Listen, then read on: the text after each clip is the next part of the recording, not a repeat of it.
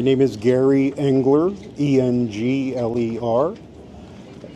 I was a longtime journalist, including a short stint at the Montreal Gazette back many years ago.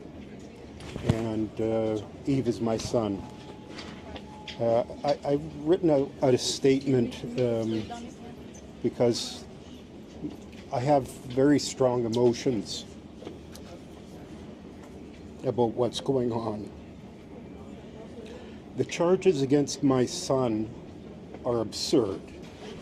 Even worse, they are, in fact, the only harassment that has taken place in this matter. Yves is the victim of a conspiracy by a self-described media influencer who has repeatedly posted on X that Prime Minister Trudeau is an anti-Semite and a supporter of terrorism, together with a Conservative Party candidate in the upcoming federal election who is running against a Liberal incumbent in a heavily pro-Israel riding. These two fanatic pro-Israel supporters somehow convinced the police to lay charges, despite the fact that the supposed harassment solely took the form of tweets on X, and yet the complainant never took the basic step of blocking Yves. This is a shocking abuse of the legal system. Hello. Can I ask you to introduce yourself and spell your name? And maybe if you want to look, the camera's this way. Okay.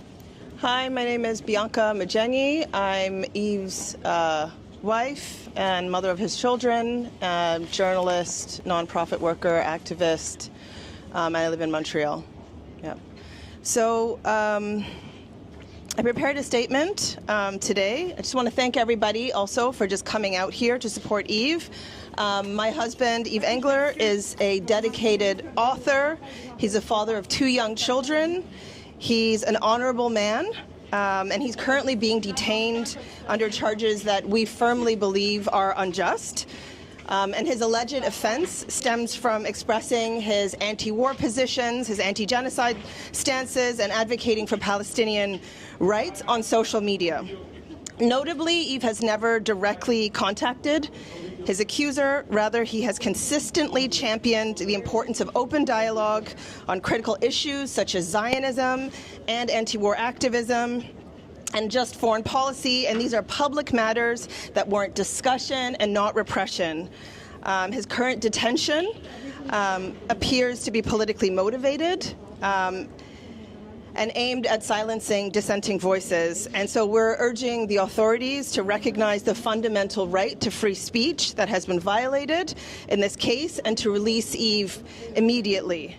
This woman appears to be publishing hate literature, which is a crime under Section 319 of the Criminal Code. And Yves has never published anti-Semitic material. So it's kind of like topsy-turvy, upside down. At stake today are the bail conditions. He'd be out if he accepted the conditions. He'd be out. He would have been out on Friday or Thursday.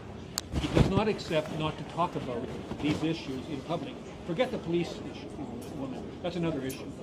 Dahlia Kurtz should be charged, probably, I think, with under hate legislation. She publishes anti-Palestinian, anti-Hamas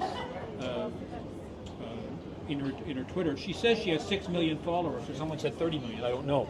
But the issue, there's an election coming up. We're pretty concerned about the election. We all are. We don't know what's going to happen. We've seen the election in the States. Mr. Oberman, Attorney Oberman, who pushed the charges 2 months ago against Yves, he's arrested last week, is a candidate. Can Yves go there to his rallies and say, Mr. Oberman, why are you laying charges against me based on racist comments or pro-Zionist comments or pro-occupation comments by Dahlia Kurtz? The answer is he must be allowed to do that because it's a public debate. And by the way, the entire world, most of the world agrees with what Yves is saying. In Canada, it's more of a live debate. So